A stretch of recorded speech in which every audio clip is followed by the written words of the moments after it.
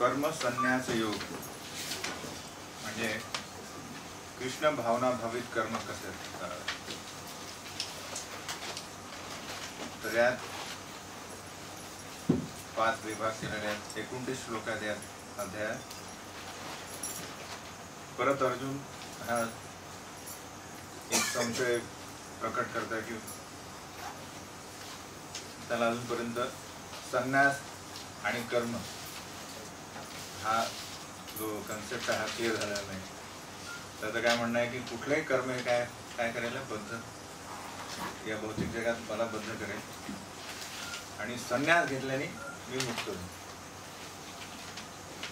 हा आपण बघू आता 1 ते 6 हा विभाग काय म्हणतोय. अर्जुन उवाच संन्यास मी सांगतो मी ते सगळं करून. संन्यासं कर्मणां कृष्ण पुनर्योगं च संस्यसि यश्रेय एतयोरेकं तन्मे ब्रूहि सुनिश्चितम्. श्रीभगवानुवाच संन्यास कर्मयोगश्च निःश्रेयसकरा बुभुः तयोस्तु कर्मसन्न्यासात् कर्मयोगो विशिष्यते. ज्ञेयस नित्यसन्न्यासी यो न द्वेष्टि न काङ्क्षति निर्द्वन्द्वो हि महाबाहो सुखं बन्धात् प्रमुच्यते. सांख्ययोगो पृथक् बाला प्रवदन्ति न पंडितः एकमपि आश्रितः सम्यक् उभयोर्विन्दते फलम्. यत् सांख्यै प्राप्यते स्थानं तद्योगैरपि गम्यते. एकं सांख्यं च योगं च यः पश्यति स पश्यति. संन्यासस्तु महाबाहो दुःखमाप्तुमयो गतः योगयुक्तो मुनिर्ब्रह्म न क्षीणाधिगच्छति. यात भगवान सांगणार भगवंत सांगतात आहे हाच प्रश्न अर्जुनाने 3ऱ्या अध्यायात पहिल्या श्लोकमध्ये हाच विचारला होता. आणि तेव्हा भगवंतांनी थोडक्यात सांख्य भक्तियोगाबद्दल सांगितलं होतं आणि परत त्याला म्हटलं युद्ध कर. आता परत हा संवाद कसा का परत त्याच गोष्टीत म्हणजे जास्त डीप चाललेला आहे. कारण अर्जुनाचा हा ॲक्च्युली संशय नाही आहे. आपल्या म्हणजे ज्या कलियुगातली जी नंतरची पिढी आहे यांना हा कन्सेप्ट समजला पाहिजे म्हणून काय करतं अर्जुनाला हा विषाद योग झालेला आहे. इन द सेन्स त्याला हे डाऊट येतात. त्यामुळे भगवंत अजून डीपर जात होते एकाच कन्सेप्टमध्ये की जेणेकरून काय होईल आपल्याला हे दिव्य ज्ञान व्यवस्थितपणे समजेल. आपण बघितलं की गुरु जे आहेत मागच्या अध्यायात काय सांगितलं की गुरु तत्वदर्शीना असतात. म्हणजे तत्वदर्शीना म्हणजे त्यांनी त्यांच्या ज्ञानचक्षुने ते सर्व काही बघू शकतात की काय सत्य आहे काय असत्य आहे. त्यानुसार ते वेगवेगळ्या भक्ताची पातळी बघून त्याचा शुद्धीकरणाचा स्तर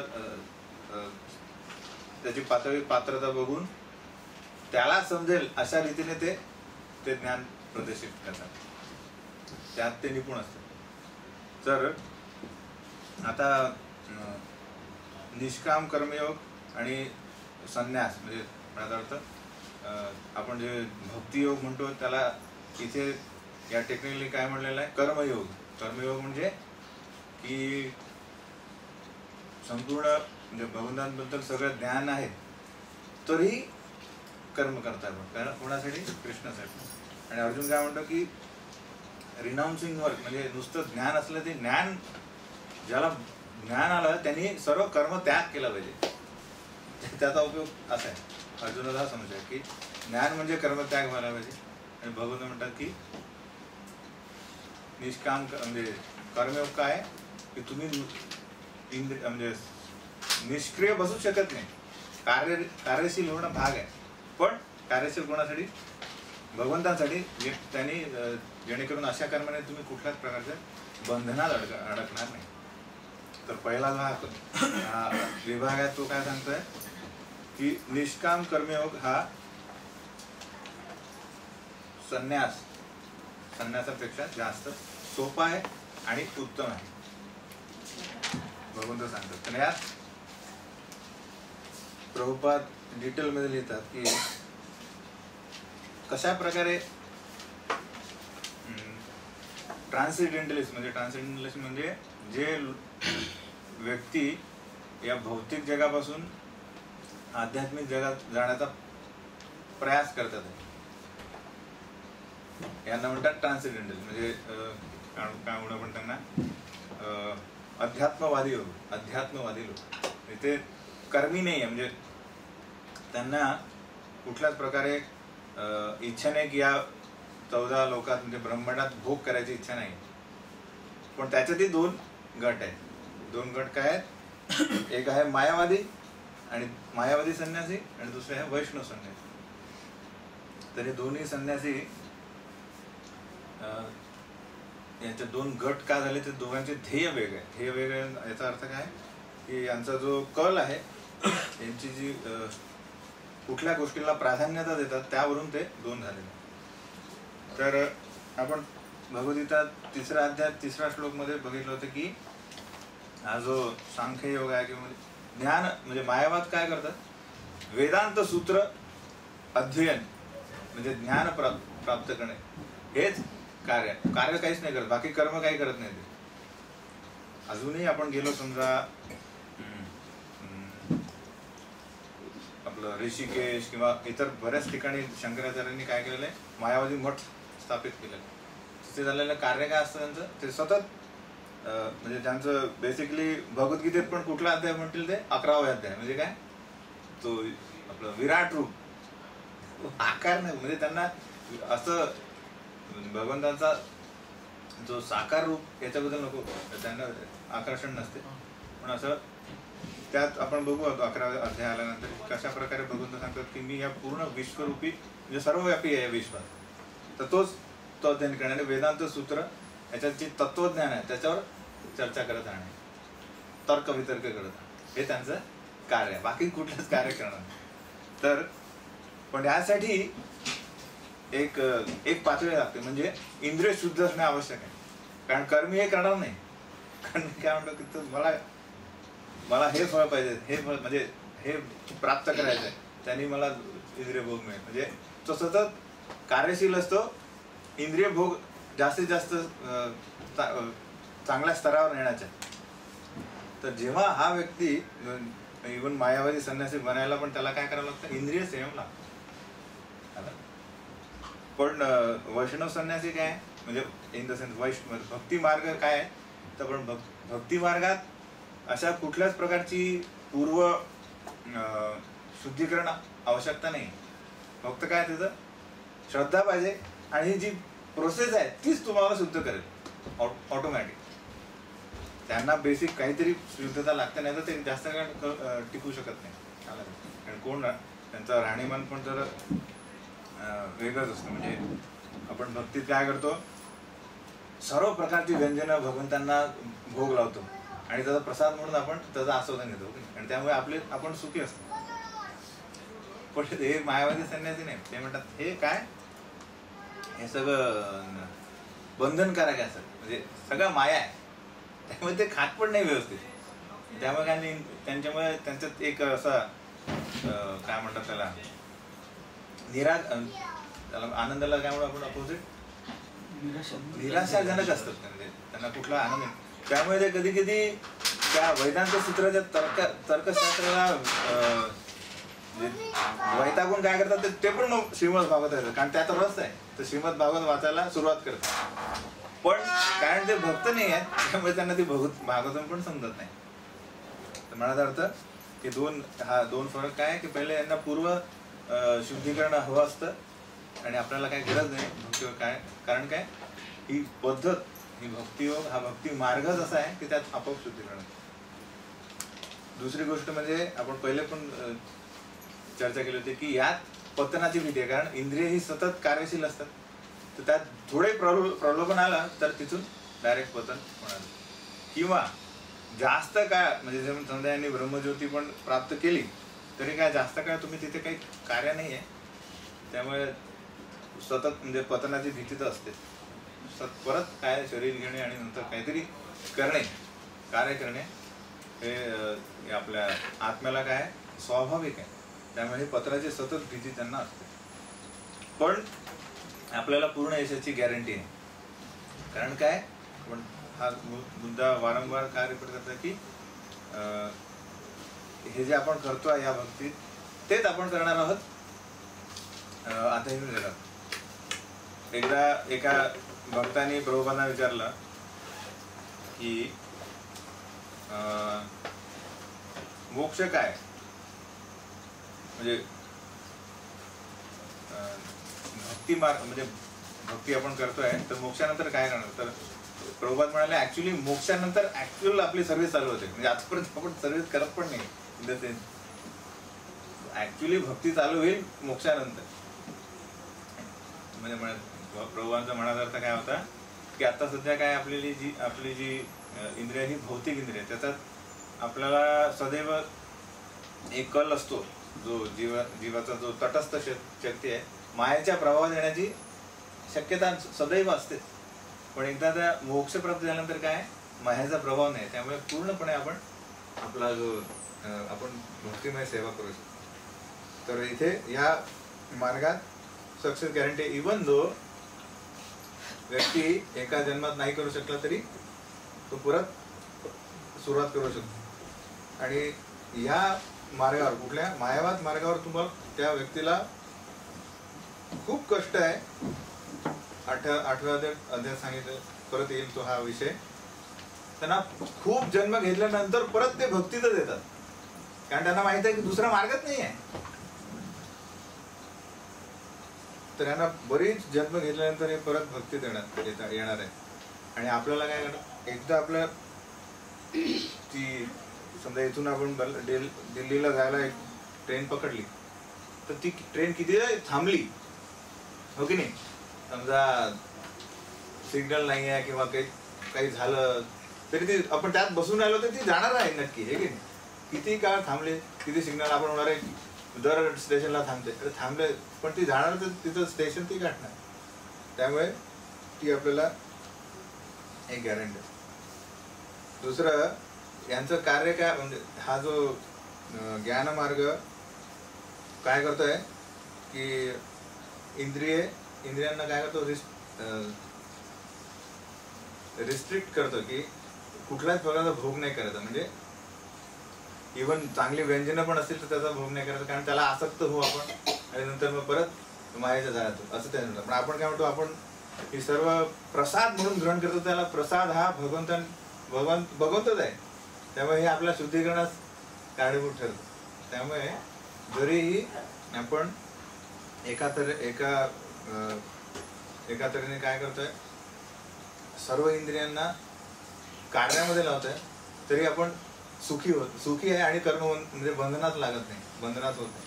हे अर्थातच त्याच्यावर हे अवलंबून आहे की आपण कितपत ते स्वतःसाठी करतो आणि आपली भावना काय त्यात अलग. प्रसाद पण इंद्रिय तृप्तीसाठी करता येतो, म्हणजे ओके नाही. म्हणजे काही जण म्हणते अरे मला आज काय म्हणतात त्याला पालक पनीर आवडतो, तो म्हणतो मला आवडतं म्हणून कर आणि नंतर मग ऑफर कर. त्याला काय की भगवंताला ऑफर करणं हे नेक्स्ट झालं, मला पहिले आवडतं म्हणून ते कर, अलग. तर ही पण एक, तर त्यात ही हळूहळू शुद्धीकरण येईल. म्हणजे आपण काय करतोय, एक उदाहरण देतो की पूर्वी काय होतं की पूर्वी बालविवाह व्हायचे. बालविवाह माहिती आहे ना, बालविवाह म्हणजे खूप 7 आणि 8 म्हणजे किंवा 4-5 वर्षातच त्यांचं लग्न होऊन जायचं, पण आपापल्या घरी राहायचं सगळे. तर दर सुट्टीच्या वेळेस काय व्हायचं, म्हणजे त्यांना शाळेचा सुट्टी मिळाल्या तर तरी मुलगा मुलीकडे जायचा. आणि नंतर मग काय करायचं, ते म्हणत मुलीची आई म्हणायची हा जा हे घेऊन जा आणि त्याला दे स्वीट. त्या तो मुलगा बसला ना चड्डी घालून, त्याला म्हणते मी कशाला देऊ, म्हणजे काही आकर्षण नाही तरी सांगताय म्हणून देऊन द्या. ते सतत वारंवार दरवर्षी हा तुला त्याला हे ज्यूस लिहून दे, त्याच्याशी खेळ.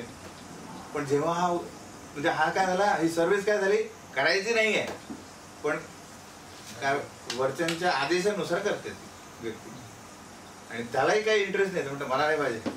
म्हणजे त्यात काय त्यांना बौद्धिकरित्या सांगितलेलं आहे की ही तुझी बायको आहे आणि हा तुझा नवरा आहे, त्यांना ऍक्सेप्ट नाही झालेला.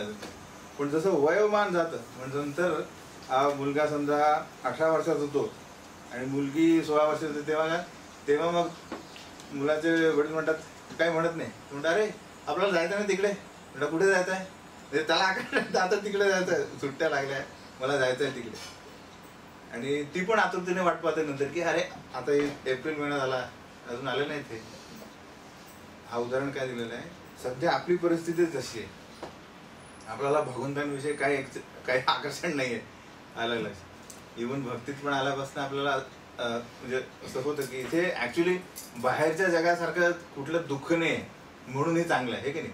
म्हणून आपण गुरु आणि शास्त्र सांगतात म्हणून करतोय, पण ती अजून ती गोडी आलेली नाही की जप करावा.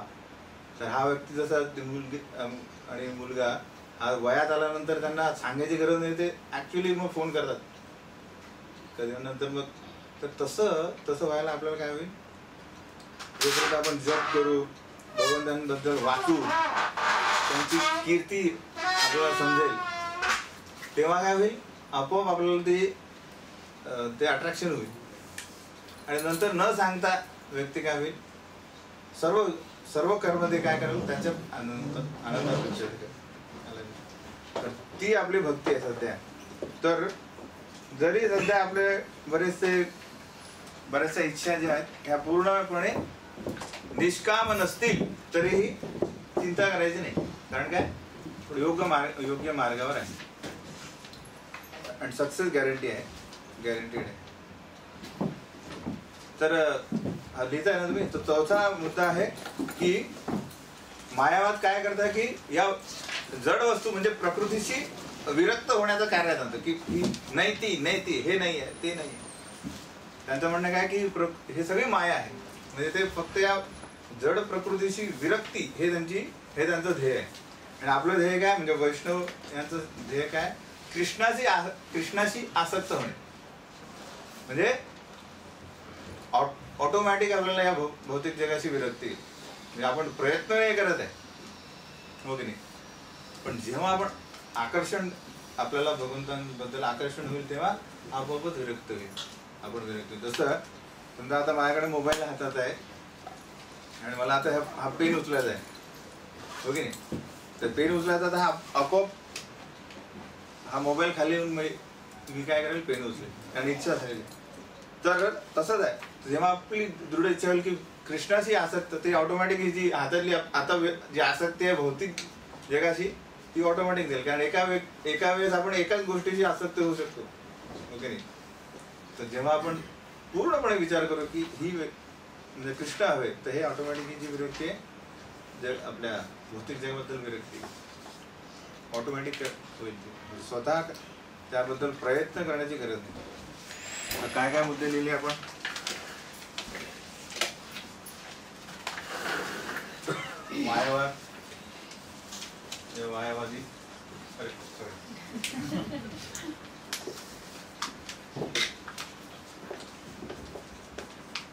मायावादी आणि वैष्णव. तर पहिला काय पॉइंट आहे सांगा, बेसिक की त्यांना पूर्व शुद्धीकरण लागतं या पद्धतीत. आणि याच्यात काय की भक्ती मार्ग प्रक्रिया शुद्ध करणे, प्रक्रियाच काय शुद्धीकरण करेल.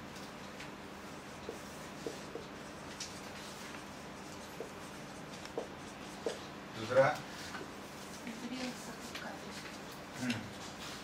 तर इथे नेहमी पतनाची भीती असते. तर ते आपण हे सध्या बोर्ड म्हणजे बुलेट पॉईंट लिहितो त्याचा तुम्ही हे करू शकता, काय म्हणतात त्याला, विस्तार करू शकता. म्हणजे विस्तार करायचा आहे, हा जो टेबलच पाठ करायचा आहे पॉइंट्स आणि त्याच्यात लिहून काढायचं. तर यश गॅरंटीडला काय म्हणून मराठी, हमखास. अजून दुसरा शब्द निश्चित. नंतर तिसरा म्हणजे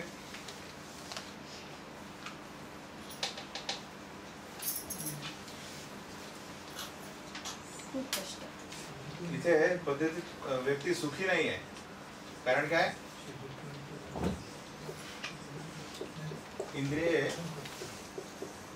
इंद्रिय तृप्ती नाही आहे कुठल्याच प्रकारे. पण इथे कुठल्या प्रकारची तृप्ती म्हणजे महत्वाची की इथे भक्त काय करतात, सर्व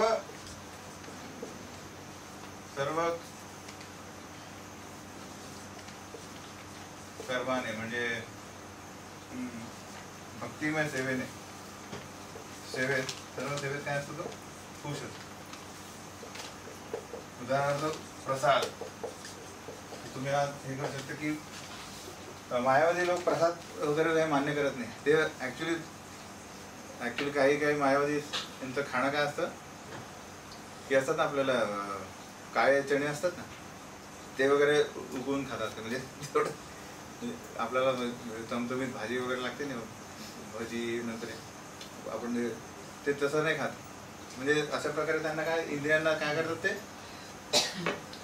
एका प्रकारे इंद्रिय दमनाचा किंवा त्रास देण्याचा प्रयत्न करतात. त्यामुळे सुखी नसतात. असा व्यक्ती भेटला तर सुखी नसतो त्यात. आणि आपल्याला भक्त दिलं तर नेहमी सुखी असतो तो. कारण काय असं तो सर्व सेवेत खुश असतो. चौथा, बरेच जन्म लागतात त्याला आणि कष्ट असतात.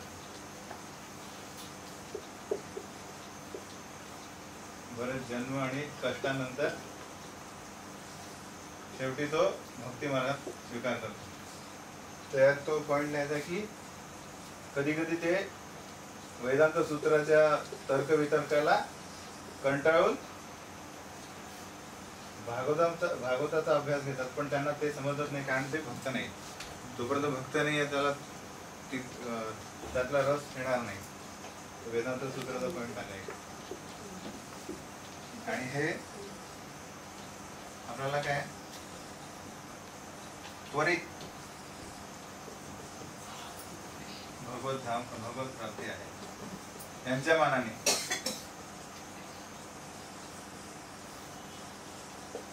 तसं आपण बघितलं तर आपल्याला भरपूर जन्म लागू शकतात जोपर्यंत आपण व्यवस्थितपणे पूर्णपणे भक्त बनत नाही. पण यांच्या तुलनेत आपण लवकर. आणि आपला जो आत्मा कार्यरत असल्यामुळे काय होतं माहितीये का, इव्हन या जन्मी पण हे लोक काय करतात, परोपकारी कार्य आणि जनकल्याणार्थ जे हे असतात ना, जसं गरिबांना हॉस्पिटल काढणे, प्रसाद वाटप म्हणजे अन्न वाटप, कपडे वाटप, जनकल्याण अशा कार्यात ते काय करतात, मग मन रमवतात. कारण काहीतरी करावं लागेल ना. ते पुन्हा काय करतात, हे पुन्हा या भौतिक कार्यात मग्न होतात.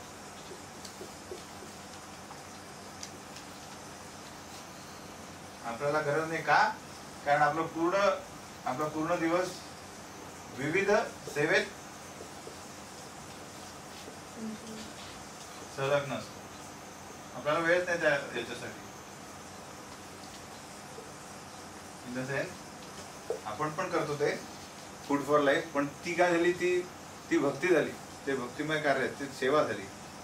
आपण प्रत्येक जीवाला जेव्हा प्रसाद देतो तेव्हा काय करतो, त्याची भक्ती चालू करतोय. म्हणजे त्याला प्रसाद रूपी भगवंतांचा आश्रय देतोय, जेणेकरून त्याचं हृदय शुद्धीकरण करून तू काय करेल, या भक्तीच्या मार्गावर श्रद्धा ठेवेल.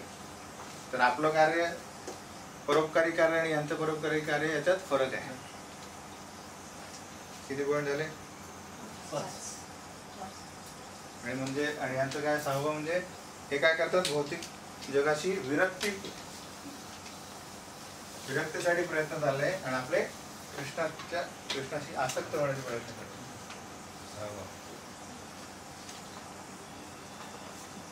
प्रकृती लिहू शकतात.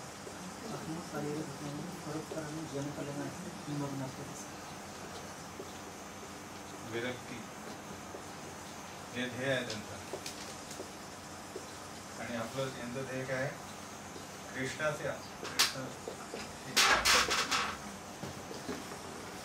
आसक्ती वाढणे,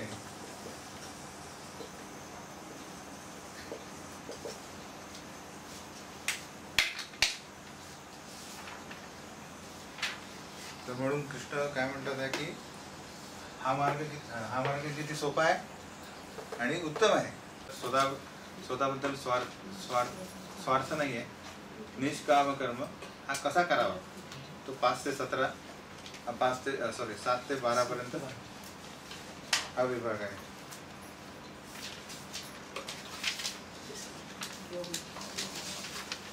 योगयुक्तो विशुद्धात्मा वेजितात्मा जितेन्द्रियः सर्वभूतात्मा भूतात्मा कुर्वन्नपि न लिप्यते. नैव किंचित् करोमीति युक्तो मन्येत तत्त्ववित्. पश्यन् शृण्वन् स्पृशन् जिघ्रन् अश्नन् गच्छन् स्वपन् श्वसन् प्रलपन् विसृजन् गृणन् उन्मिषन् निमिषन्नपि इन्द्रियाणि इन्द्रियार्थेषु वर्तन्त इति धारयन्. ब्रह्मण्यादाय कर्माणि सङ्गं त्यक्त्वा करोति यः लिप्यते न स पापेन पद्मपत्रं विवाम्भसा. कायेन मनसा बुद्ध्या कैवलेन्द्रियैरपि योगिनः कर्म कुर्वन्ति सङ्गं त्यक्त्वात्मशुद्धये. युक्तः कर्मफलं त्यक्त्वा शान्तिमाप्नोति नैष्ठिकीम्. अयुक्तः कामकारेण फले सक्तो निबध्यते. तर हा जो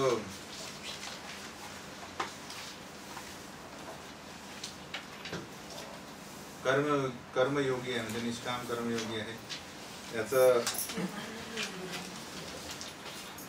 याची वागणूक कशी आहे म्हणजे तू कसा हा निष्काम कर्मयोग करतो. तर पुढील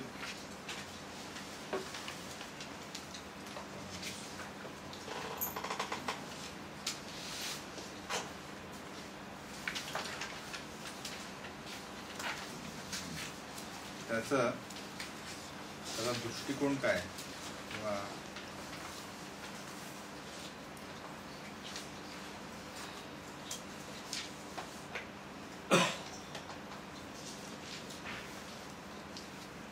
त्याचं कसं आहे की समजा आता एखादा चांगला व्यक्ती आहे आणि काहीतरी करून त्याला तुरुंगात टाकला, म्हणजे काहीतरी कट रचून त्याला तुरुंगात टाकलाय, तर त्याचा कशाच प्रकारे त्या तुरुंगात मन नाही रमत आहे, हो की नाही. किंवा एखादा व्यक्ती खूप वर्ष तुरुंगात राहिला आणि म्हणतो अरे बेकार आहे, मला ते दिवस आठवतात की मी बाहेर काय मस्त चांगला काही कुठलं हे नाही, स्वातंत्र्य होतं.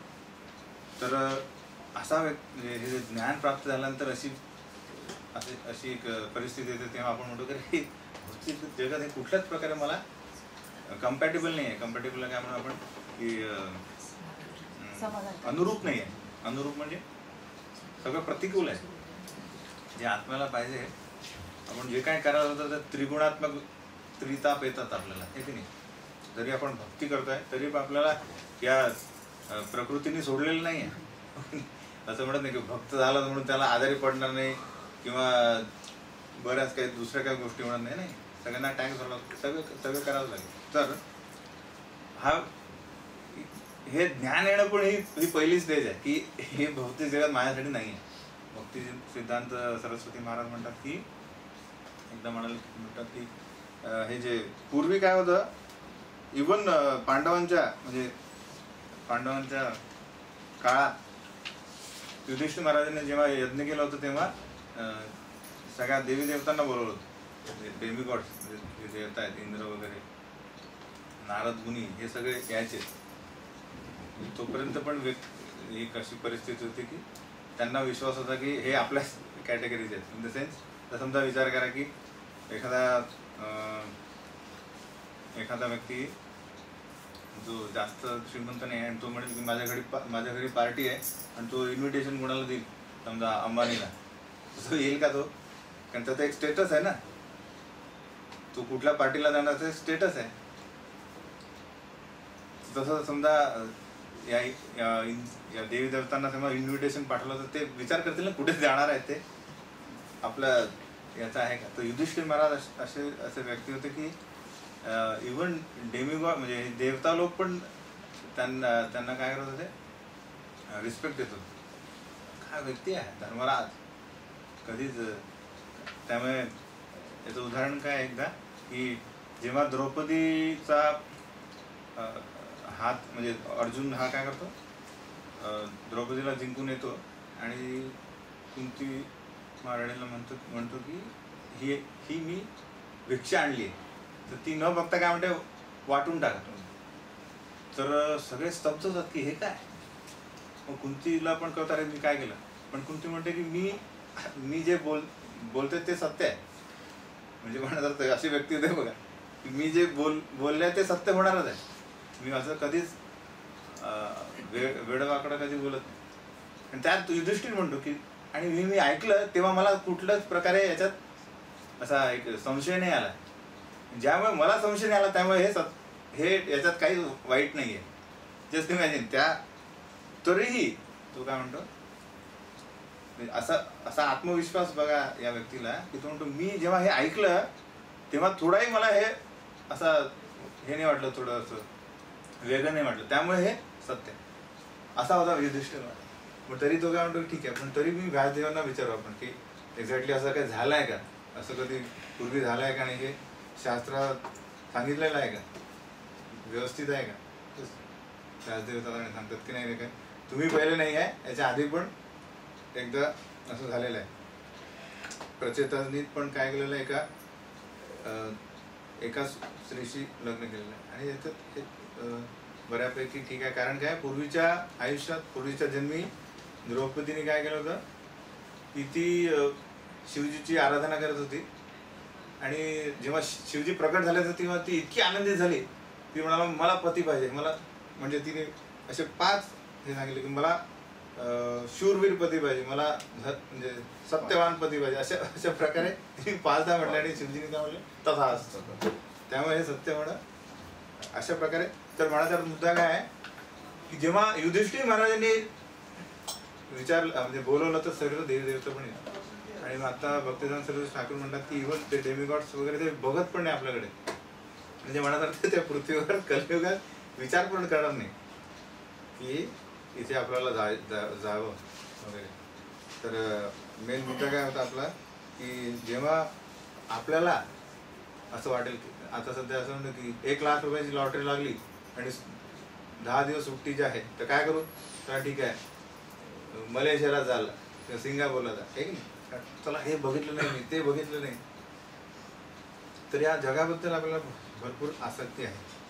ती आसक्ती हा व्यक्ती काय करतो, तोंड नाही कुठेही हे जग हे पृथ्वी सोडा, त्या पूर्ण स्वर्ग वगैरे कुठेही नाही. मला माहित आहे की शास्त्रानुसार की कुठेही आनंद नाही आहे. काय जन्म मृत्यू जरा व्याधी सगळीकडे मला लागणार. त्यामुळे त्याची पहिली स्टेप काय असते की तो म्हणतो की ही परिस्थिती मला अनुरूप नाही आहे. आणि मग काय करतो तो या भौतिक परिस्थितीची अनासक्त अनासक्त होऊन काय करतो तो शुद्धीकरणासाठी कार्य करतो. ते ठीक आहे, आणि मला जोपर्यंत शरीर आहे तोपर्यंत मी सर्व माझे आपले कर्म काय करू, कृष्णासाठी करू, आणि त्याचे माझं शुद्धीकरण होईल. तर तो काय त्याचा जो आत्मसाक्षात्कार आहे त्याने तो काय बघतो हा व्यक्ती की सर्व जे याचे कार्य कसे आहेत, हा आत्मसाक्षात्कारी पुरुष किंवा कर्मयोगी हा जो व्यक्ती आहे जो कुठल्याच व्यक्तीबद्दल ईर्ष्या करत नाही, मत्सर करत नाही. कारण तो काय बघतो की व्यक्तितः सर्व आत्मे जे आहेत हे एकच आहेत. एकच म्हणजे एकाच गुणात्मक दृष्ट्या एकच आहे. आणि मग तो काय करतो, म्हणून मग तो काय करतो, कोणी असतो तो कधीच मित्र शत्रू असा कधी भेदभाव करत नाही. कोणालाही लागलं तर सेवाच करतो, म्हणजे मदत करत राहतो. त्यामुळे काय करतो तो सगळ्यांना प्रिय असतो. तो सर्वांना प्रिय असतो आणि सर्वांना तो प्रिय असतो. कारण काय सदैव आपण बघा आपल्या सभोवताली असा व्यक्ती आपल्याला दिसतो की तो कधीच भेदभाव करत नाही आणि सदैव सेवेला तत्पर, मदतीला तत्पर. तो आपल्याला सदैव आवडतो की नाही. कधी आपल्याला समजा काय वाटलं तर आपण काय करतो, त्याला फोन करतो, आपला एक मित्र आहे, हो की नाही? तर असा हा व्यक्ती असतो की सदैव सर्व जीवांना काय बघतो, तो भगवंतांचा अंश आहे. तो जरी तो विविध प्रकारे काय झाला आता सध्या दूषित झालेला आहे, पण तो मूळतः माझ्यासारखाच आहे. तर असा व्यक्ती नेहमी काय असतो, त्या सर्व व्यक्तींना प्रिय असतो.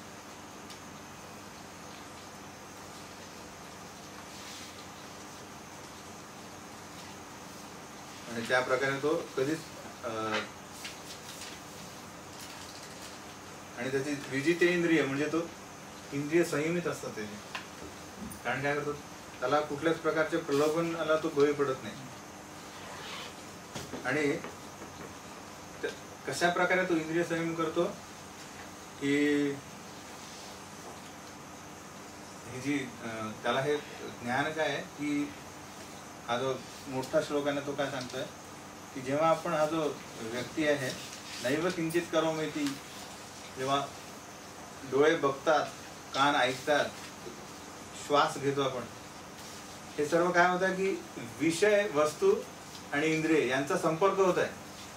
पण हा जो आत्मा आहे हा काय आतमध्ये अलिप्त आहे. तर तो हा जाणतो की हे फक्त काय, ही कुठलंही भौतिक कार्य हे काय विषय आणि इंद्रिय म्हणजे विषय, वस्तू आणि इंद्रिय यांचा संपर्क होता. बस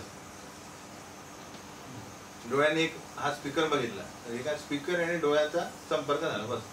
त्यात माझं काही म्हणजे आत्माचा काहीच हे नाही, संबंध नाही, तो अलिप्त आहे. का तो त्या 5 वायू जे आपले त्याच्यावर तो तरंगतो, म्हणजे फक्त जी इच्छा झालेली आहे त्यामुळे तो आला. आणि हे त्रिगुणात्मक त्याला सदैव प्रेरित करत असतात गुण.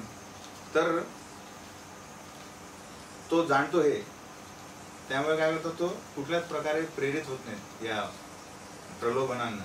त्यामुळे तो इंद्रिय संयम करण्याला इंद्रिय संयम करतो. आणि म्हणून त्याचं जे अस्तित्व असते त्यातल्या त्यात सर्वांपेक्षा प्युअर.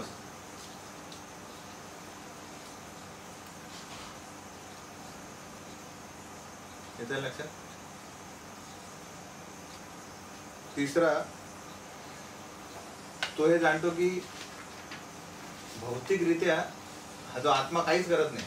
आता हा जो श्लोक आहे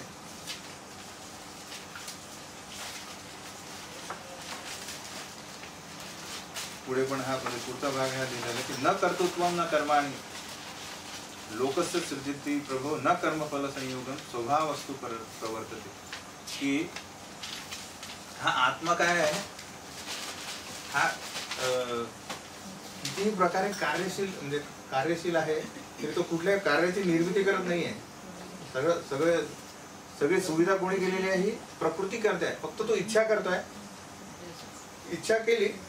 आता या पुढच्या अध्यायात आपल्याला हा पण परमात्मा पण तो परमात्मा रूपी भगवंत काय करतात आहे, तू या इच्छेला पात्र आहेस का, आहे तर परवानगी दिली. जशी परवानगी मिळाली की भौतिक प्रकृती काय करणार आहे, ही भगवंतांची सेविक आहे, सगळं व्यवस्था केली आहे. व्यक्ती जो आत्मा आहे तो शरीर रूपी त्याचं जे बाह्य रूप आहे त्याने तो ती इच्छा पूर्ण करायचा प्रयत्न करतो आणि तो काय होता, बद्ध होत आहे, त्याची रिएक्शन भोगायला. तर एका प्रकारे भगवंत आपण म्हणू की मग माझ्या कार्याला कारणीभूत कोण आहे, भगवंत आहे. कारण त्यांनीच मला परवानगी दिली, नाही तर मी काय झालंच नसतं. पण नाही, इनिशिएटर कोण आहे, म्हणजे इनिशिएटर काय म्हणतो, जो स्टार्ट करतो प्रोसेस, इच्छा. त्यामुळे तो आपण कारणीभूत आहे. आत्मा हा कारणीभूत का बरं आहे, कारण तो पहिल्यांदा इच्छा करतो आणि त्यामुळे त्याला हे म्हणजे भगवंत. आणि तर पहिला डुअर कोण आहे, म्हणजे पहिला करता कोण आहे, आत्मा. दुसरा करता कोण आहे, भगवंत. आणि तिसरे करता कोण आहे, आपला प्रकृती. कारण सर्व कारणीभूत आहे, पण मेन कारणीभूत आहे व्यक्ती स्वतः आत्मा. हा कारण काय करतो, तो इच्छा करतो. पण हा व्यक्ती आहे जो कर्मयोगी आहे, तो काय जाणतो, तो जाणतो की भौतिकरित्या मी काहीच करत नाही. कारण काय, उदाहरण म्हणजे हे थोडं कठीण आहे समजायला की आपलं श्रीमद भागवतम मध्ये एक संवाद येतो, संदर्भ येतो की एक अजामिल नावाचा एक व्यक्ती आहे, तो त्याच्या मरणाची वेळ आलेली आहे आणि त्याच्या कार्यानुसार काय येतं ते यमदूत येतात त्याला न्यायला, आणि तो बरेच त्यांनी पापकर्म केलेले असतात. तर तेव्हा यमदूत काय 3 यमदूत येतात आणि त्याचा जो सूक्ष्म देह आहे म्हणजे मन बुद्धी अहंकार त्याला गळफास लावून काय करतात ते ओढत त्याला यमलोकात नेतात. अलग. तर आत्मा जो आहे ह्याला ऍक्च्युली त्या या म्हणजे सूक्ष्म म्हणजे हा बाह्य ग्रॉस काय ग्रॉस पण नाही, इव्हन सूक्ष्म देहाशी काही संबंध नाहीये, पण तो त्याच्याशी जो इतका आसक्त आहे की तो त्याचा तो पण जातो की नाही माझा सूक्ष्म देह चाल म्हणून तोही जातो. त्याच्यात उदाहरण कसं दिलं आपण, समजा आपण बघतो की एखादा समजा महाभारत सिरियल पूर्वी होतं रामायण सिरियल होतं तेव्हा की 9 वाजता कोणी पण बाहेर रस्त्यावर कोणी दिसायचं नाही, सगळे जोपर्यंत शेवटपर्यंत समाप्त येत नाही तोपर्यंत बसे चिटकून बसायचे त्या टीव्हीला. ओके. किंवा विचार करा की final cricket match world cup final आहे आणि फायनल बॉल आहे आणि फायनल याच्यावर होतोय आणि तेव्हा समजा एखादा विरक्त व्यक्ती येतो की तो म्हणते काय आहे क्रिकेट खेळ, तो म्हणतो ठीक आहे बघत आहे का तुम्ही टीव्हीत घेऊन जातो, तो टीव्ही घेऊन जातो तर लोक काय म्हणतील त्याच्याकडे नाही बघतील, तो पहिला मला लास्ट बॉल बघायचा आहे, त्यामुळे त्या टीव्हीच्या मागे जातील सगळे एवढे आसक्त आहे. तर हाचा आत्मा जो आहे हा ऍक्च्युली याचा काही संबंध नाही आहे. या पण काय करतो तो आसक्त झालेला आहे ग्रॉस बॉडीला आणि सूक्ष्म देहाला, त्यामुळे तो त्यासोबत फिरतो. तर हा जो व्यक्ती आहे कोण कर्मयोगी हा जाणतो की भौतिकरित्या मी इनॅक्टिव्ह म्हणजे निष्क्रिय आहे भौतिकरित्या. तर जसं आपण एखादा आपल्याला गाढ झोप लागते तर एकदम खूप मोठं स्वप्न दिसतंय की नाही, तर मी गेलो कुठेतरी बरेच काय काय करतोय, इकडे जिंकलो तिकडे जिंकलो आणि उठल्यानंतर वाटतं रे म्हणजे त्या स्वप्नात खूप असं काय गेला वर्ष झालं मी म्हातारा पण झालो, उठल्यानंतर वाटतं रे 2 मिनिटात झालं म्हणजे 2 सेकंदात झालं सगळं. अलग नाही. पण आपण झोपलो कुठे 8 तास झोपलो मी, पण उठलो तेव्हा असं वाटतं 2च मिनिटं झालं.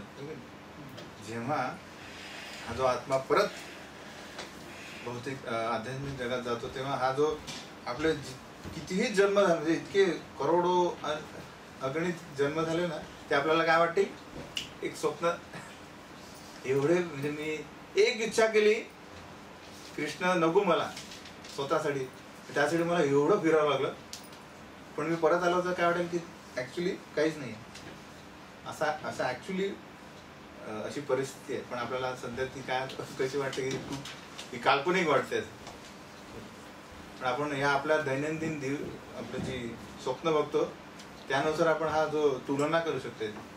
ओके नाही, सगळ्यांना स्वप्न पडतं मला असं वाटत ठीक आहे.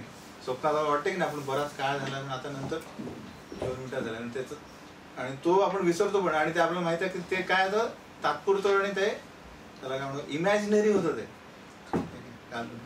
तर ही स्टेज आला थोडा वेळ लागतो व्यक्ती. त्यानंतर 4था पॉइंट आहे की हा व्यक्ती सतत काय करतोय भगवंतांची सेवा करतोय, त्यामुळे याला कुठल्याच प्रकारे डेव्हिएट होण्याची शक्यता नाही. डेव्हिएट म्हणजे मार्ग दुसऱ्या मार्गावर जाण्याची भरकटण्याची शक्यता नाही.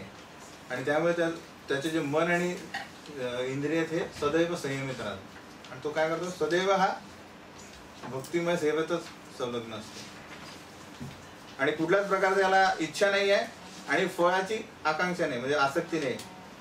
आणि त्यामुळे तो सर्व आपले जे फळ आहे तो काय करतो तो भगवंतांना अर्पण करतो.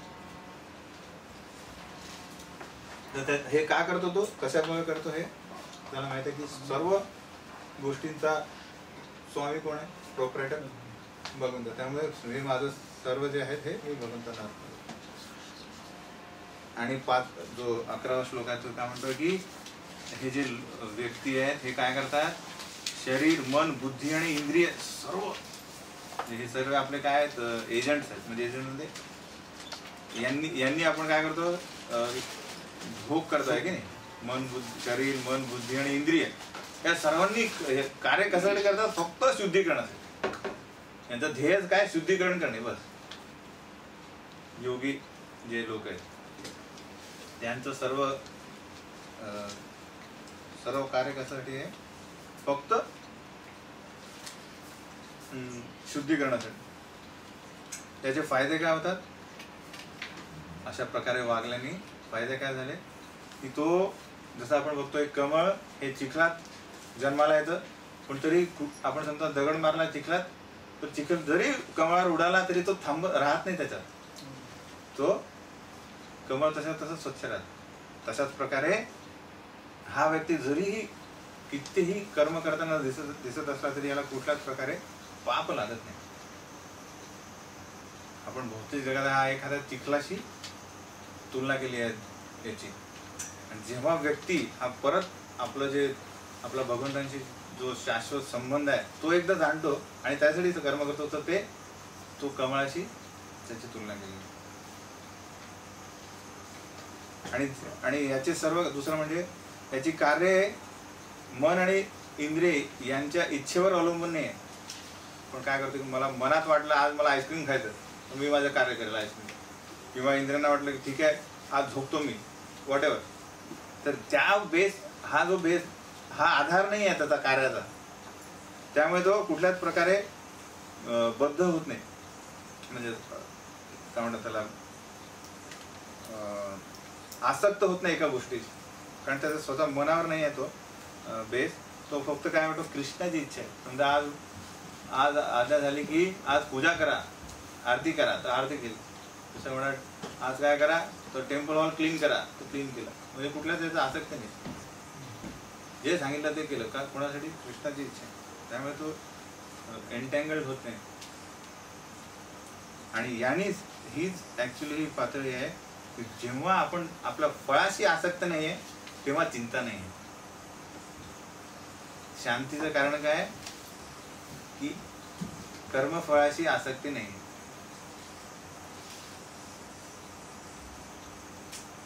लोक एवढे पैसे जेव्हा येतात तेव्हा लोक जास्त चिंतित होतात, जास्त गाढ, जास्त तिजोरी एकदम आहे ना, म्हणजे सुरक्षा व्यवस्था जास्त वाढवण्याची चिंता वाढते. कारण असा व्यक्ती काय, त्याला कुठल्याच प्रकारची चिंता नाही, अनअडल्टरेटेड पीस.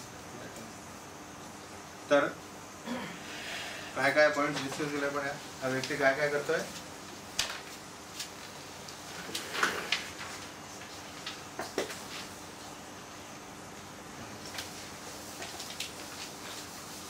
पहिले काय करतो की त्याचा दृष्टिकोन काय आहे, तो सर्वांना प्रिय आहे. का? सर्वांना प्रिय काय होतं? कोणाची ईर्ष्या करत नाही. हा, सर्वांना कसा बघतो तो? भगवंतांचा अंश. हा.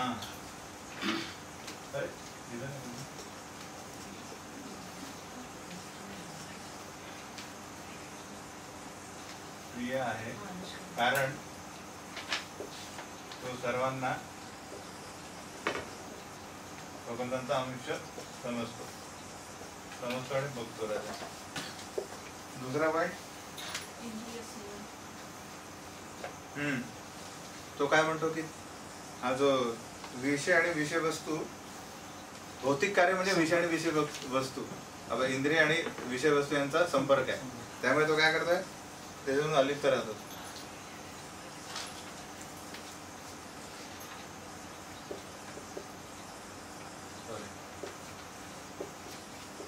भौतिक कार्य काय आहे, तो विषय वस्तू आणि इंद्रिय यांचा संपर्क, दुसरं काही नाही. तो अलिप्त राहतो, तो अलिप्त आहे हे जाणतो.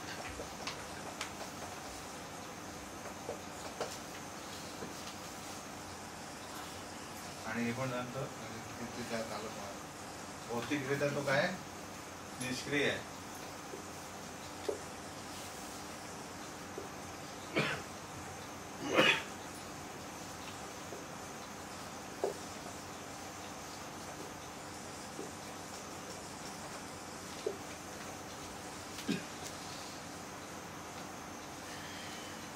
मन आणि इंद्रिय सदैव सेवत असल्यामुळे कारणाने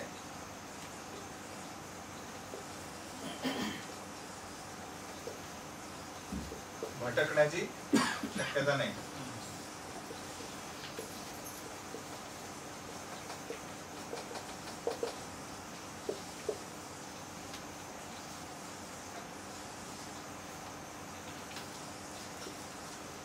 कृष्ण सर्व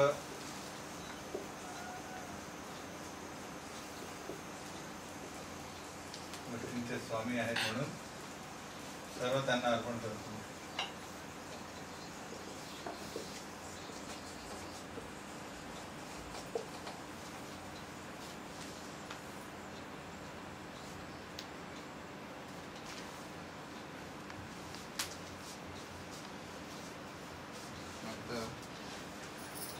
मन, बुद्धी आणि शरीर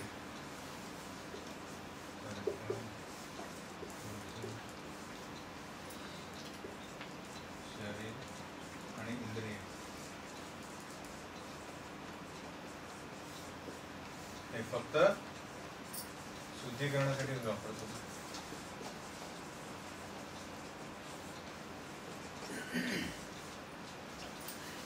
याने काय होतं फायदे म्हणजे किंवा रिझल्ट काय कुठल्याच प्रकारे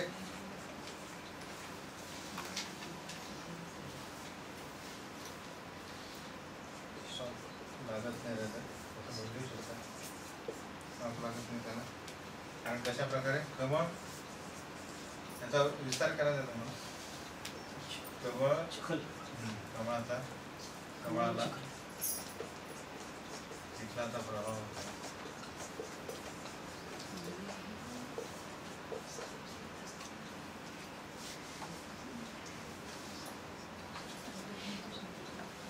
त्याचं कार्य सर्व कृष्णासाठी आहे.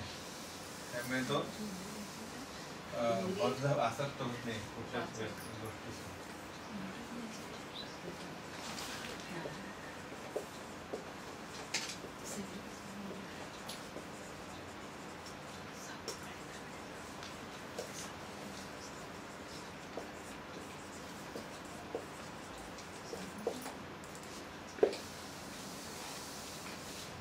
शेवटचं म्हणजे असं केल्याने तो काय करतोय फळ आसक्ती नसल्यामुळे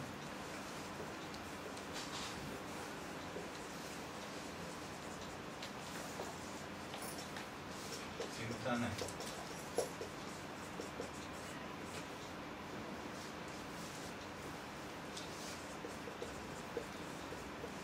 शांती प्राप्त.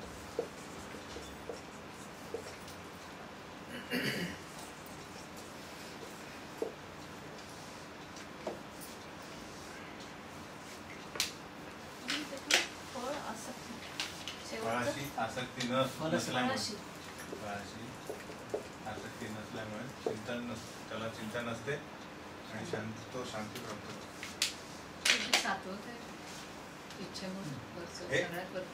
हे ना त्याचं कार्य कसं कृष्णाच्या इच्छेनुसार त्याचे सर्व कार्य असतात, स्वतःसाठी नसतात. म्हणून काय असतं तो कुठल्याच गोष्टीची आसक्त होत नाही.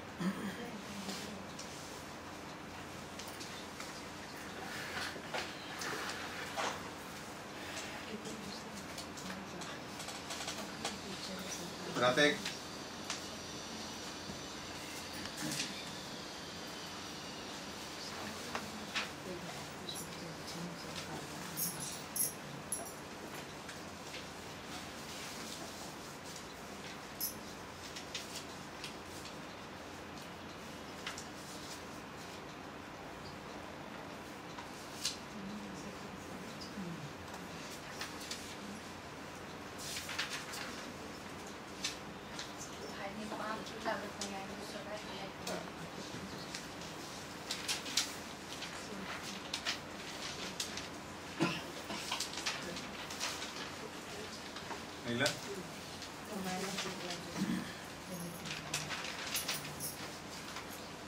कमळ जे आहे ते चिखलाचा त्याच्यावर प्रभाव राहणार नाही.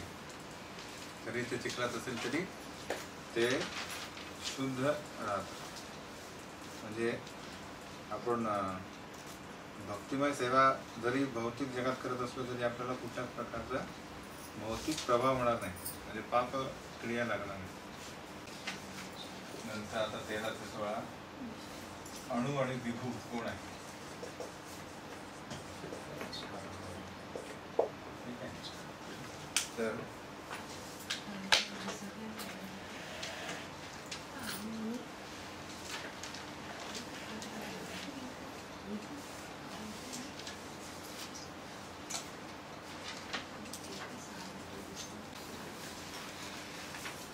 सर्व कर्माणि मनसा संन्यस्यास्ते सुखं वशी नवद्वारे पुरे देहि नैव कुर्वन् न कारयन् न कर्तृत्वं न कर्माणि लोकस्य सृजति प्रभो न कर्मफलसंयोगं स्वभावस्तु प्रवर्तते नादत्ते कस्यचित् पापं न चैव सुकृतं विभु अज्ञानेनावृतं ज्ञानं तेन मुह्यन्ति जन्तवः ज्ञानेन तु तद् अज्ञानं येषां नाशितमात्मनः तेषाम् आदित्यवत् ज्ञानं प्रकाशयति यत् तत्परम्. तर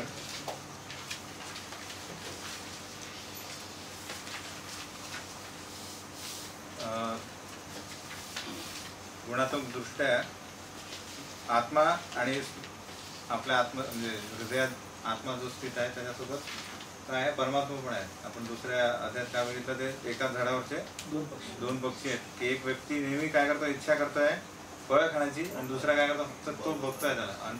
अनुमंता आणि उपदृष्टा. उपदृष्टा म्हणजे फक्त त्याला बघतोय, आणि अनुमंता म्हणजे त्याला परवानगी देतोय किंवा नाही देत, म्हणजे परवानगी देण्याचं त्याच्याकडे. तर दोन्ही शाश्वत आहेत, अलग आहे. अणु आणि अणु म्हणजे आकाराने हा जो आहे आत्मा हा खूप अणु आहे, आणि परत आहे विभू आहे. विभू म्हणजे विभूला आपण काय म्हणू, सगळ्यात मोठा आहे विभू म्हणून त्यांना हे अशी नावं अशी सांगितलेलं आहे की आत्मा हा अणु आहे आणि परमात्मा हा विभू आहे. त्यांचा पहिला गुणधर्म काय, दोन्ही शाश्वत आहे, आणि हा जो दोन्ही काय नित्य आनंदित आहे. फक्त आत्मा काय हा तटस्थ असल्या कारणाने याचा मायेचा प्रवाहाखाली तो चिंतित व्हायची शक्यता आहे. म्हणजे आपण सध्या काय मायेच्या प्रवाहात, ऍक्च्युली आपण म्हणतो आपण पण नित्यानंद नित्य आनंदित असतो या परमात्म्यासाठी. जेव्हा हा फळ खाणारा व्यक्ती हा फक्त त्याचा चेहरा या पक्षाकडे करतो, परमात्म्याकडे करे, हा नाही खात आहे, कुठल्याच इच्छा नाही करत, हाच एकदम आनंद म्हणजे सुखी आहे. मी एवढे फळं खातोय, चांगले लागतात तरी मी चिंतित आहे, नाही का लागतात म्हणजे कडू लागतात तरी पण चिंतित. जेव्हा हा परमात्म्याकडे लक्ष केंद्रित करतो तेव्हा तो पण सुखी होतो. तर आत्मसाक्षात्कारी पुरुष हा जो आहे आत्मसंतुष्ट असतो, त्याला कुठल्याच प्रकारच्या बाह्य रिझल्टची चिंता नसते की मी पास झालो म्हणून खुश होईल, नापास झालो म्हणून खुश. म्हणजे यश अपयश कुठल्याच प्रकारे त्याला प्रभाव नाही पडत, तो स्वतः आत्मज्ञानाने संतुष्ट असतो. तर आत्मज्ञान कसं येईल, तो स्वतः जाणेल की मी आत्मा आहे आणि परमात्मा पण माझ्यासोबत आहे भगवान. तर हे दोन्ही व्यक्ती काय आहे, नित्य आनंदी आहे. पण हा जो आहे हा मायाच्या प्रभावाखाली येऊ शकतो आत्मा, परमात्मा नाही आहे. आणि परमात्मा कोण आहे, हे मायेचा मालक आहे, म्हणजे स्वामी आहे. आत्मा हा स्वतःच्या शरीराबद्दल जाणतो, जाणकार आहे. दुसऱ्या शरीरात काय चाललं त्याला माहित नाही, त्याचं मनात काय चाललंय, बुद्धी काय वगैरे. पण हा जो आहे परमात्मा सर्वांच्या आपल्या शरीराचा जाणकार आहे. ऍक्च्युली असं आहे की जेव्हा भक्त म्हणजे जेव्हा चैतन्य महाप्रभू झारखंड फॉरेस्टमध्ये जात होते, आणि चैतन्य महाप्रभू जो भगवंत आहे, तर समजा इव्हन परमात्म्यारूपी संवाद होतो, तर तेव्हा जसा हे उदाहरण चांगलं आहे की हरिदास ठाकूर एक नामाचार्य आपल्या गुरु परंपरेत, ते एका गुफेत राहत होते. गुफा असते ना, तर त्यात तो सगळे जे त्यांचे आपले भक्तगण असतात ते रोज त्यांना भेटायला जायचे. पण त्यांनी बघितलं की त्याच मोठ्या गुफेत एक मोठा साप पण राहतोय. सगळे भ्यायचे, अरे पुढे त्यांना. तर ते कधी कधी नाही आहे म्हणजे म्हणत होतं, त्यांनी हा प्रश्न टाकला की अरे तुम्ही इथे नका राहू, कारण आम्हाला त्या सापाची भीती वाटते, तुम्ही कुठे दुसरीकडे जा. तर परमात्मा रूपी या सापाच्या शरीरातून त्या जो परमात्मा त्याच्या रूपी त्याला या सापाच्या आत्म्याला कळलं की माझ्यामुळे काय झालं होतं, या भक्तांचा संवाद होत नाही, त्यामुळे त्यांनी त्या सापाने गुफा सोडून दिली. हा झाला परमात्मा रूपी संवाद. इवन आपण बुक डिस्ट्रीब्युशन कधी कधी वाटतं की अरे हा व्यक्ती कधी घेणार नाही, पण आपण काय करतो, परमात्म्याला प्रार्थना केली समजा की अरे काहीतरी याने घेतली पाहिजे. तर कधी कधी तो व्यक्ती आपल्याला दिसला काही घेणार नसेल, त्याने असं वाटेल की हा उद्धट असेल, ठीक आहे द्या. प्रार्थना रूपी तर एकच परमात्मा सगळ्यांच्या शरीरात आहे, तो संवाद होऊ शकतो. म्हणून हा भगवंत म्हणजे परमात्मा हा सर्व शरीरांचा जाणकार आहे. आत्मा हा फक्त स्वतःच्या शरीराचा जाणकार आहे. आणि याला कुठलं स्वातंत्र्य आहे, एक मायन्यूट अल्प स्वातंत्र्य याला आपल्याला सर्व आत्म्यांना. पण हा भगवंत म्हणजे परमात्मा हा संपूर्णरित्या स्वतंत्र आहे. हे सगळे पॉईंट लिहितो सांगतो मी, लिहायचा फरक नाही. हे जाणणं आवश्यक आहे. हे आपलं बेसिक्स आपण तयार करतो, ओके. हे आपल्या भक्तीचे बेसिक्स आहे. तर 5 पॉईंट कुठले सांगितले आपण, दोन्ही शाश्वत आहे. पण हा जो आहे हा सदैव काय आहे, मायेच्या प्रभावात येऊ शकतो. आत्मा परमात्मा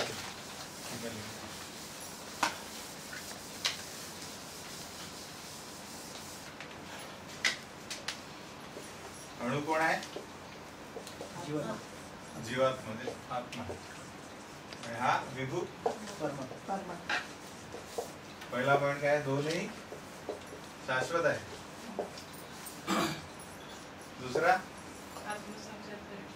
हा काय, नित्य आनंदी असतो. दोन्ही पण मायेचा प्रभाव याच्यावर होतो, त्यामुळे तो चिंतित होतो. मायेचा प्रभाव याला दिसतच नाही. अरे सॉरी,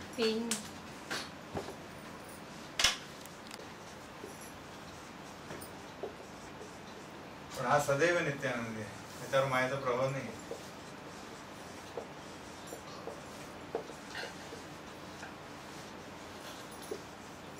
तिसरा, स्वतःच्या शरीराला तो जाणता, शरीरापुरता. आणि हा सर्व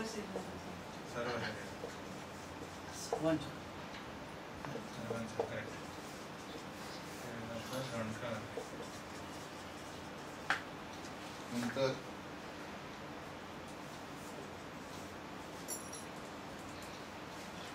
अल्प स्वातंत्र्य याला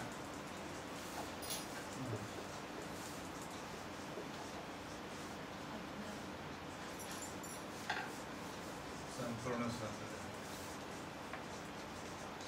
स्वातंत्र्य आहे. तिसरा काय म्हणलं तुला,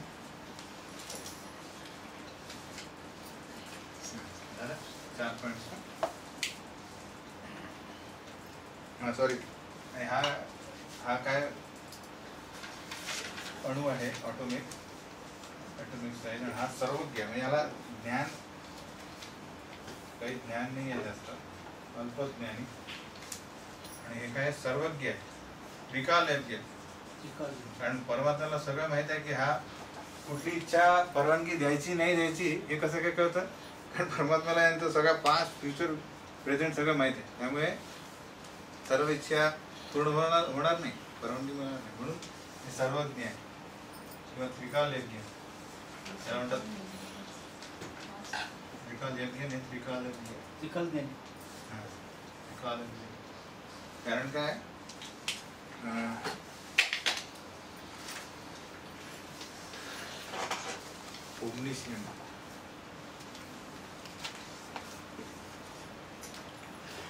झालं सगळ्यांचं. पेटिशन म्हणजे असतं ना, पेटिशनला काय म्हणू आपण, अर्ज असतो. अर्ज म्हणजे इच्छा असते. अर्ज करतो, अरे मला ही इच्छा आहे, ते फक्त पात्र आहे का, नसेल तर असले तर परवानगी, नाही तर तिथेच परवानगी केल्यानंतर फाईल पुढे जाते प्रकृतीकडे. प्रकृती काय करते, सर्व सुविधा उपलब्ध करते. त्यामुळे व्यक्ती काय करतो, कार्य करण्यास म्हणजे इच्छापूर्ती करतो. त्याने काय होतं, त्याला पुढील प्रतिक्रिया मिळते, चांगली किंवा वाईट.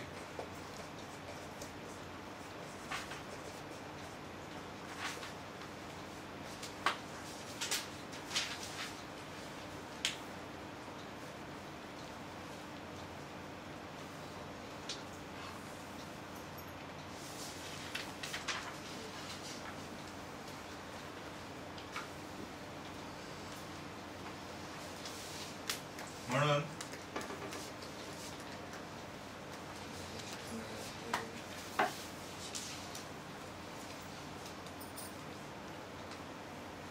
प्रारंभ, तर हा जो आत्मा आहे हा प्रारंभी काय करताय, इच्छा करताय. म्हणून हा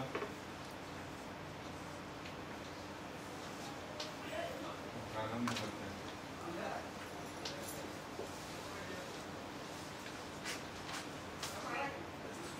म्हणून सर्व प्रतिक्रियांना कारणीभूत हा आत्मा आहे. तुम्ही कुठल्याच प्रकारे परमात्मा आणि प्रकृतीला दोष देऊ शकत नाही.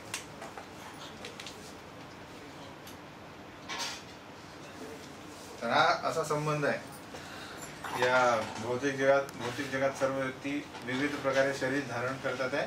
ते कशामुळे, विविध इच्छांमुळे.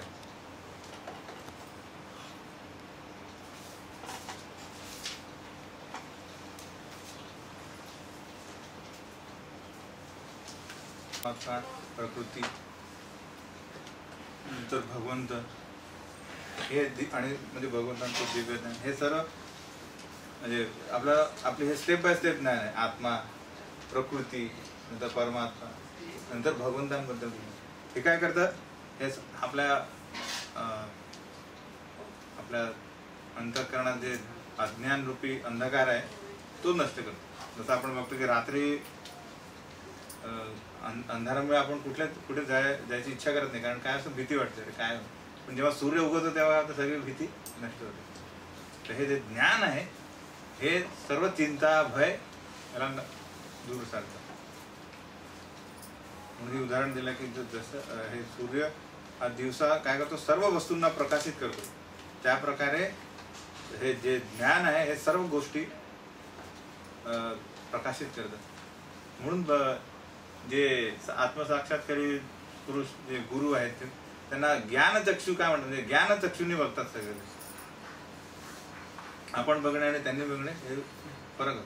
आपण चर्मचक्षुनी बघतो आणि मनात जी त्याचं प्रतिबिंब आहे, बुद्धी आणि मनाने एकदा घेऊन ठेवलेलं आहे की हे मी केलं होतं त्याचा परिणाम काय झाला होता, त्यानुसार आपण काय आपली प्रतिक्रिया असते. पण व्यक्ती हा जो आहे आत्मसाक्षात्कारी काय करतो, तो ज्ञानचक्षुनी बघतोय. त्यामुळे त्याचा तो दृष्टिकोन आहे तो सगळ्यात वेगळा असतो. हा जो आत्मसाक्षात्कारी पुरुष आहे, हा जो आत्मा आहे, जो ज्ञान प्राप्त झालेला आहे, त्याचा दृष्टिकोन काय आहे थोडक्यात सांगितलेलं 18 ते 22 मध्ये, म्हणजे 17 ते 22 की तद्बुद्धयस्तदात्मानं तन्निष्ठास्तत्परायणा गच्छन्ति पुनरावृत्तिं ज्ञाननिर्धूतकल्मषः विद्या विनय संपन्ने ब्राह्मणे गविहस्तिनि मुनिचैव स्वाके च पंडिता समदर्शिनः इहेव तेर्जितस्तर्गो येषां साम्ये स्थितं मनः निर्दोषं हि समं ब्रह्म तस्मात् ब्रह्मणि ते स्थितः. न प्रहृष्येत् प्रियं प्राप्य नोद्विजेत् प्राप्य च प्रियं स्थिरबुद्धिरसम्मूढो ब्रह्मणि स्थितः बाह्यस्पर्शेषु असक्तात्मा विन्द्यति आत्मनि यत् सुखं स ब्रह्मयोगयुक्तात्मा सुखम् अक्षयमश्नुते ये हि संस्पर्शजा भोगा दुःखयोनय एव ते आद्यन्तवन्त कौन्तेय न तेषु रमते बुधा. तर हा व्यक्ती परत काय होतंय, विद्या विनय संपन्न आहे. हा जो ही विद्या धारण केली तो काय बघतोय, सर्व जीव ब्राह्मण असो, गाय असो, हत्ती असो, कुत्रा असो, हा याच्यात जो जीव आहे, जो आत्मा आहे, हा तो आत्मा बघतो. बाह्य शरीर बघत नाही तो. कुठल्याच प्रकारे कास्ट किंवा स्पीसीज म्हणजे त्याला काय म्हणतो आपण, कुठला जाती धर्म किंवा वेगवेगळ्या शरीर न बघता तो काय म्हणतो, आत्मा बघतोय तो. भगवंतांचा अंश बघतो तो. पहिली त्याची प्रतिक्रिया, त्याचा दृष्टिकोन काय. आणि जसा जो मायावादी ते काय करतात की जडवस्तूची काय विरक्ती करतात आहे. हा कुठल्याच प्रकारे त्याला जडवस्तूशी आकर्षण पण नसतं आणि तिरस्कार पण नाही करत. तिरस्कार पण नाही आणि आकर्षित पण नसतं. जसं भगवंत हे जरी बाह्य दृष्टीने आपण बघतो की काय म्हणतात त्याला, परित्राणाय साधूनाम विनाशाय चतुष्कृता, म्हणजे भक्तांना आश्रय द्यायसाठी येतात आणि जे दुष्कृताम आहे त्यांना नाश करायला. पण भगवंतांसाठी कोणी त्यांचे अंशच आहे ते. आपण बघतो हे, पण भगवंतांचा आश्रय काय आणि त्यांनी कोणाला डिस्ट्रॉय केलं काय, रिझल्ट तो एकच आहे, काय मर्षित, म्हणजे भगवंतांचा संपर्क झाला की त्याचा उद्धारच होईल. तर हे व्यक्ती पण तसेच वागतात. त्यांना माहित कुठल्याच प्रकारचा तिरस्कार नाही आणि अट्रॅक्शन पण होत. तिसरं, अरे आज चांगली भाजी झाली, म्हणजे भाजी चांगली झाली तर एकदम हर्ष उल्हासित. नंतर अरे मीठ कमी झालं म्हणजे म्हणाला एक उदाहरण दिलं. तर हा व्यक्ती चांगलं मिळाल्यानंतर हर्ष उल्हासित होत नाही आणि काही रिझल्ट वाईट निघाला तरी त्याच्यात काय करतो तो, शोक करत नाही. शोक आणि हा जो हर्ष आहे त्यात तो रमत नाही.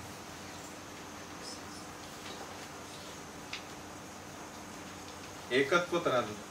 न प्रहिषेत प्रिय प्राप्त, प्रिय प्राप्त झालं तर तो हर्ष नाही करत. का? कारण तो बघतो की बाह्य स्पर्श तो काय, असक्त आत्मा विंदती आत्मनी यत् सुखम, की हा जो भौतिक जगाशी जो आपला संपर्क झाला, म्हणजे इच्छा करून आपण काय करतो की इंद्रिय हे विषय वस्तूच्या संपर्कात आल्यानंतर काय तुला गॅरंटीड काय मिजरी, म्हणजे दुःख आहे तो. असा मुक्त मनुष्य भौतिक इंद्रिय सुखामध्ये आसक्त होत नाही, तर तो स्वतःमध्ये सुखाचा अनुभव घेत सदैव समाधिस्थ असतो. या प्रकारे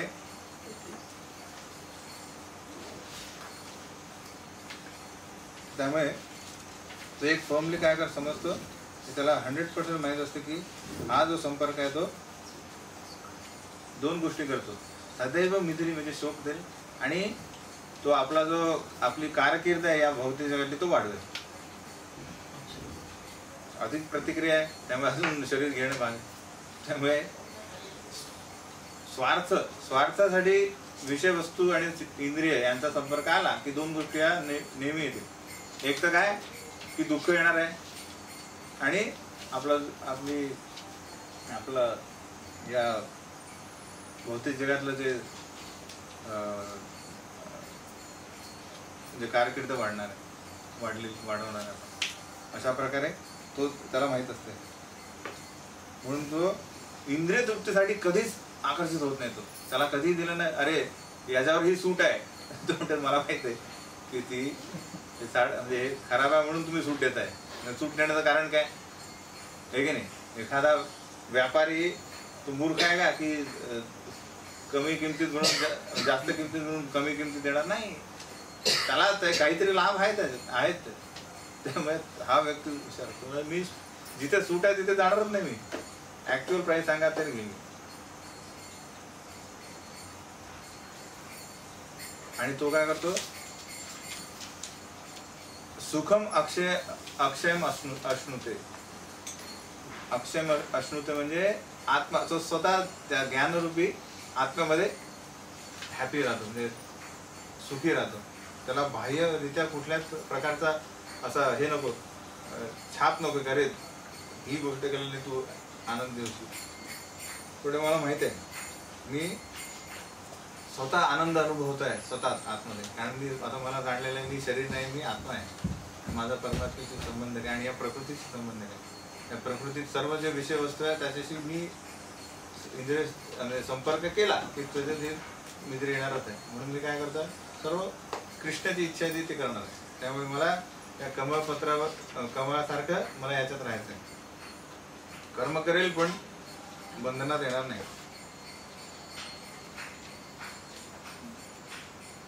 नंतर तो काय करतो, त्याच्या आंतरिक आणि बाह्य अशा क्रिया काय आहेत, 23 ते 26 मध्ये सांगितलं आहे की सॉरी आपण हेही संस्पर्श जेव्हा भोगा केला ना 22वा श्लोक. तर तू काय म्हणतो, आद्यंतवंत कोणते, म्हणजे हे जे कार्य आहेत यांचा आदी आहे आणि अंतही आहे. म्हणजे जेव्हा भोग इंद्रिय भोग होतो तर विषय वस्तू आणि इंद्रिय यांचा संपर्क झाला म्हणजे याचा आधी म्हणजे सुरुवात झाली आणि याचा अंत आहे. आणि काय न ते शुरामध्ये होतं, तो कधीच यात रमत नाही. कारण त्याला माहिती दुःख येऊन एव ते दुःख यातच येणार. म्हणून तो काय करतो, शक्नोती हि एव यः सोडू प्राक् शरीर विमोक्षणात् क्राम क्रोधोद्भवं वेगं सयुक्त स सुखी नरः यो अंतःसुखो अंतरारामस् तथा अंतर्ज्योतिरेव यः स योगी ब्रह्म निर्वाणं ब्रह्मभूतो अधिगच्छति. लभन्ते ब्रह्म निर्वाणं ऋषयः क्षीणकल्मषः छिन्नद्वैधायतात्मानं सर्वभूतहिते रतः कामक्रोध विमुक्तानां यतीनां यतचेतसां अभितो ब्रह्म निर्वाणं वर्तते विदितात्मना. तो काय करतो, सहन करतो.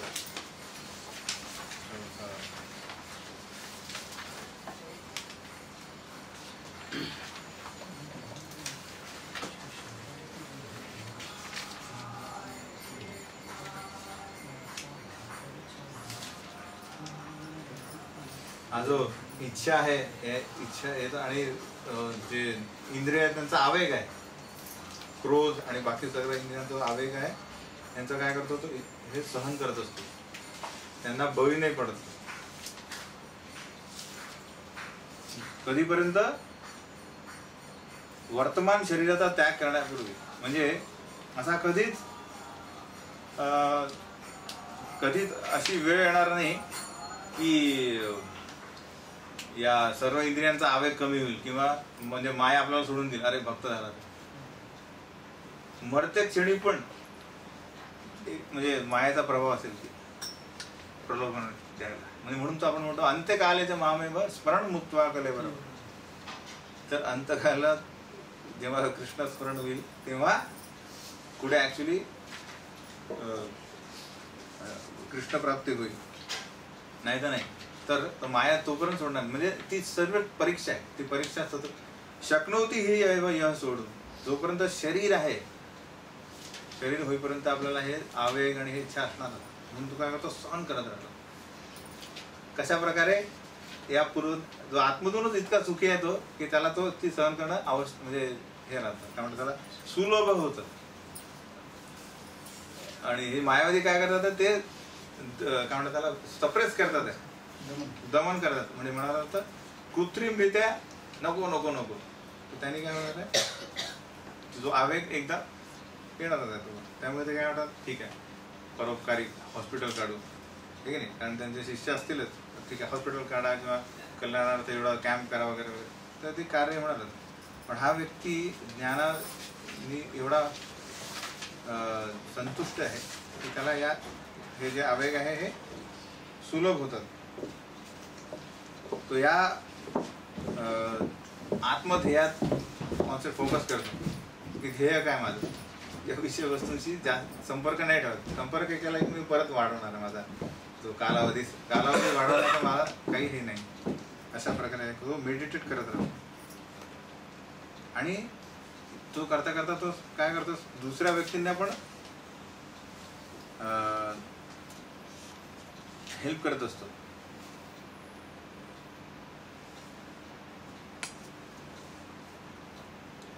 सर्व जीवांच्या कल्याणार्थ कार्य करण्यामध्ये तो नेहमी व्यस्त असतो. म्हणत अर्थ तो स्वतः म्हणजे मला जो आनंद मिळाला, मला जे ज्ञान मिळालं आहे हेच मी सर्वांना देईन. कारण मी बघतोय की सर्व व्यक्ती चिंतित कशामुळे आहे, निराशी कशामुळे, की यांना हे ज्ञान नाही आहे.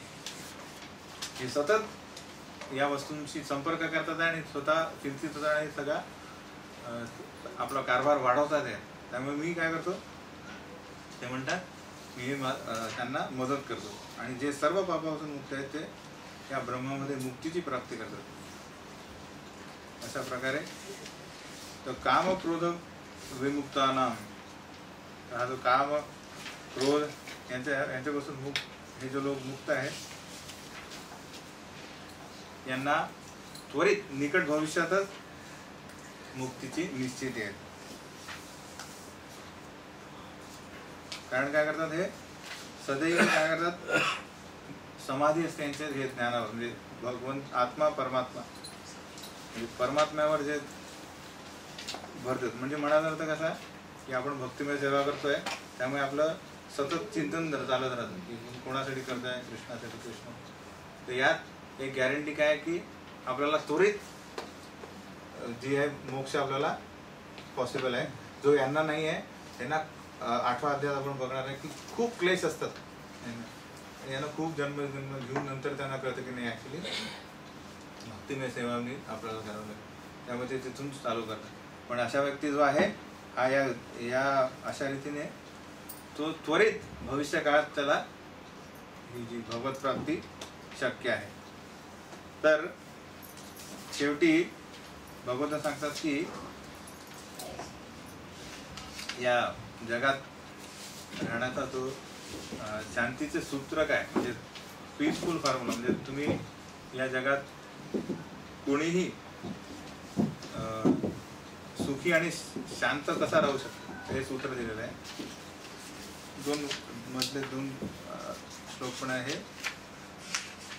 स्पर्शान कृत्वा बहिर्बाह्यां चक्षुश्चैवान्तरे भृगो प्राणापानो कृत्वा नासां अंतरचारिणो यतेन्द्रिय मनोबुद्धिर्मुनिर्मोक्षपरायण विगतेच्छा भय क्रोधो सदा मुक्त एव स भोक्तारं यज्ञतपसां सर्वलोक महेश्वरं सुहृदं सर्वभूतानां ज्ञात्वा मां शान्तिपृच्छति. तर हा जो सर्वात महत्त्वाचा श्लोक आहे त्याला म्हणतात पीस फॉर्म्युला. म्हणजे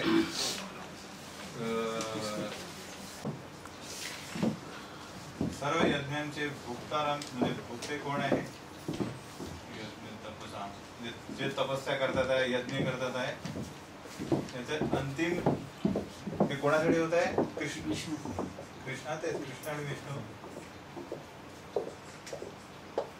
हे कृष्ण हे भोक्ताराम आहेत. म्हणजे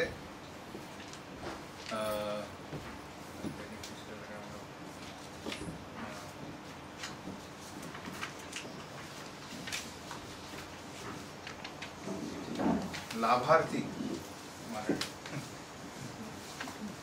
म्हणजे लाभ अर्थी म्हणजे जे स्वतः त्यांचे भोगते आहेत. अलग तर सर्व तपस्या सर्व यज्ञ हे भगवंतांचे लाभार्थी आहे, म्हणून त्यांना सर्व गोष्टी त्यांना अर्पण करायला हवे हे जाणणे पहिली गोष्ट. दुसरी गोष्ट की सर्व लोक महेश्वर, असा कुठलाच लोक नाही आहे. लोक म्हणजे इथे हे आले प्लॅनेटरी सिस्टीम म्हणजे 14 लोक. सर्व लोक महेश्वर त्यांचे सर्व लोकांचे स्वामी ते आहेत.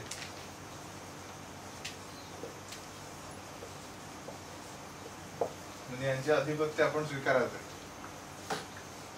सर्व यज्ञ सर्व तपस्या त्यांच्यासाठी केल्या जातात. ते सर्व लोकांचे स्वामी आहेत. आणि तिसरी फायनल गोष्ट म्हणजे काय, सुहृद म्हणजे असा व्यक्ती असेल तो कसा तो ऑटोक्रॅट असेल, म्हणजे हिरण्यकशिपूसारखा अशी एक संभावना असू शकते की नाही, की जो सर्व लोक महेश्वरम आहे आणि सर्व यज्ञ तपस्या त्याचे होता. पण हा काय सुहृदम सर्व भूतानाम, सगळ्यांसाठी तो हे आहे, म्हणजे बेनिफिशरी आहे. म्हणजे म्हणायला होतं सगळ्यांचा प्रिय मित्र आहेत. कॉन्ट्राडिक्टरी आहे की नाही. हे फक्त भगवंतच असू शकतात की सर्व काही त्यांचं आहे, पण तरी सर्व जीवांसाठी ते नेहमी कल्याणार्थच बघत असतात.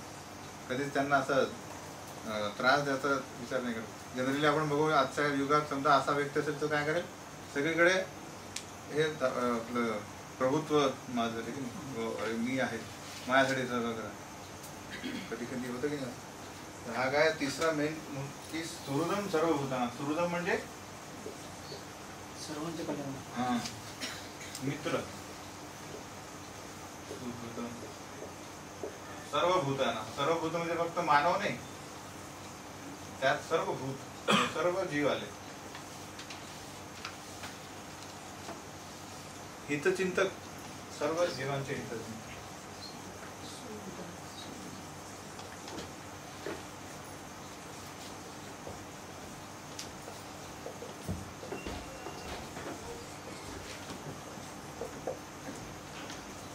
हे जो जाणतो तो खऱ्या प्रकारे शांती प्राप्त करू शकतो.